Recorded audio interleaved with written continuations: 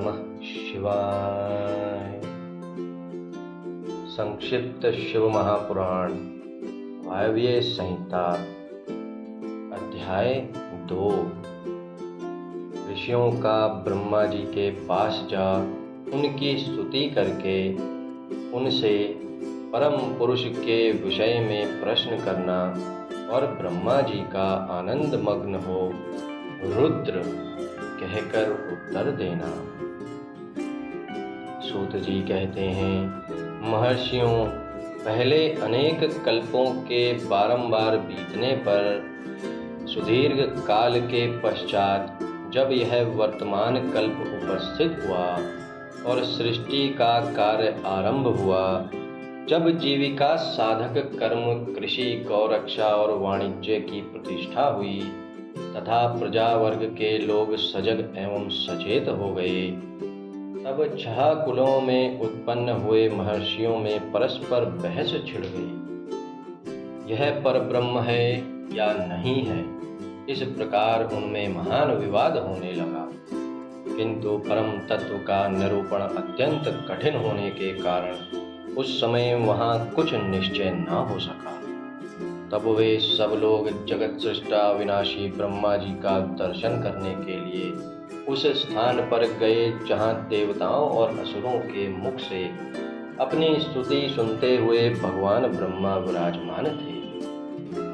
देवताओं और दानवों से भरे हुए सुंदर रमणीय मेरु शिखर पर जहाँ सिद्ध और चारण परस्पर बातचीत करते हैं, यक्ष और गंधर्व सदा रहते हैं, विहंगों के समुदाय कलरव करते हैं, मणि और मूंगे जिसकी शोभा बढ़ाते हैं, तथा निकुंज, कंदराएं, छोटी गुफाएं और अनेकानेक निर्झर जिसे सुशोभित करते हैं, एक ब्रह्मवन नाम से प्रसिद्ध वन है।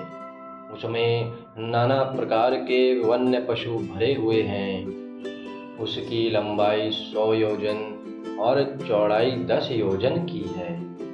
उसके भीतर एक रमणीय सरोवर है जो सुस्वादु निर्मल जल से भरा रहता है।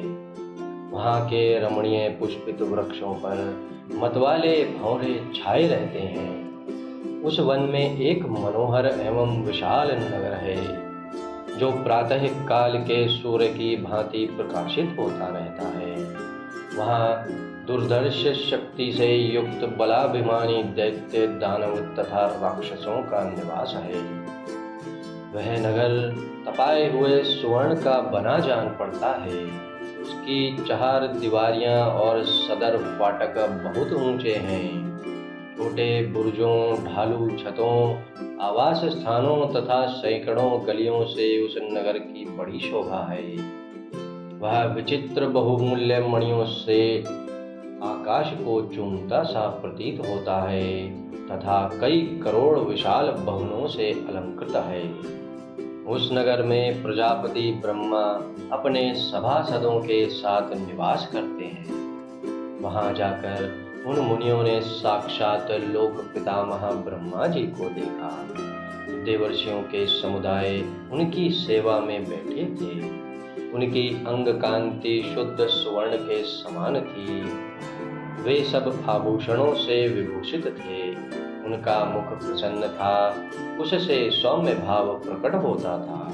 उनके नेत्र कमल दल के समान विशाल थे।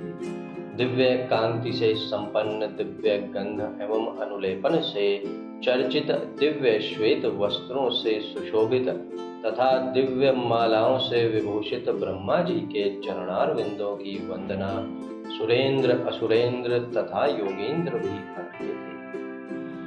जैसे प्रभा दिवाकर की सेवा करती है, उसी प्रकार समस्त शुभ लक्षणों से युक्त साक्षात सरस्वती देवी हाथ में चमर ले उनकी सेवा कर रही थीं। इससे उनकी बड़ी शोभा हो रही थी। ब्रह्मा जी का दर्शन करके उन सभी महर्षियों के मुख और नेत्र खिल उठे। उन्होंने मस्तक पर अंजलि बांधकर उन सुर श्रेष्ठ की स्तुति की। ऋषि बोले, संसार की सृष्टि, पालन और संहार के हेतु तीन रूप धारण करने वाले आप पुराण पुरुष परमात्मा ब्रह्मा को नमस्कार है।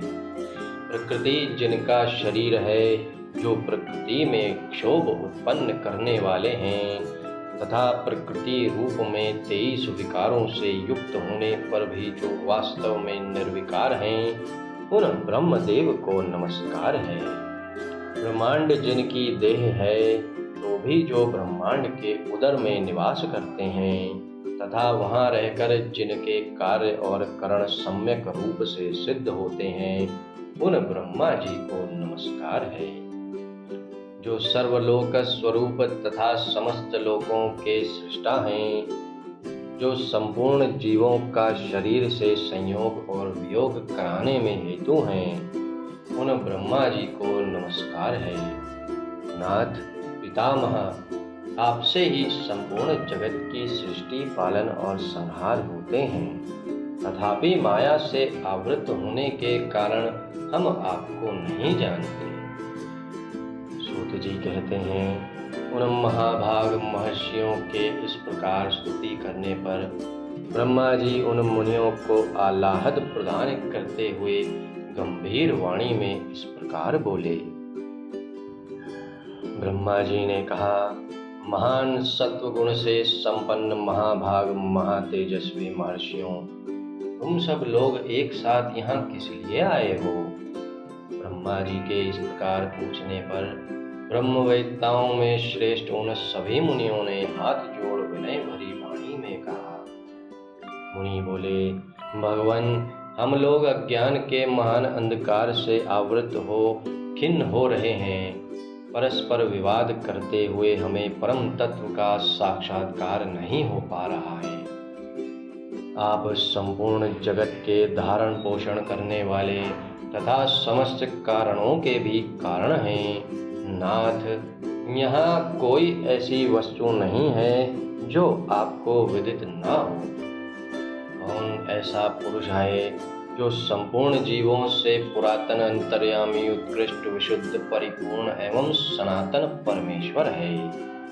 कौन अपने अद्भुत क्रियाकलाप द्वारा सबसे प्रथम संसार की सृष्टि करता है?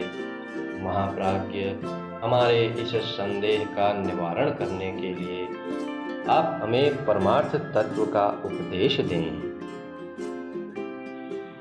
मुनियों के इस प्रकार पूछने पर ब्रह्मा जी के नेत्र आश्चर्य से खिल उठे।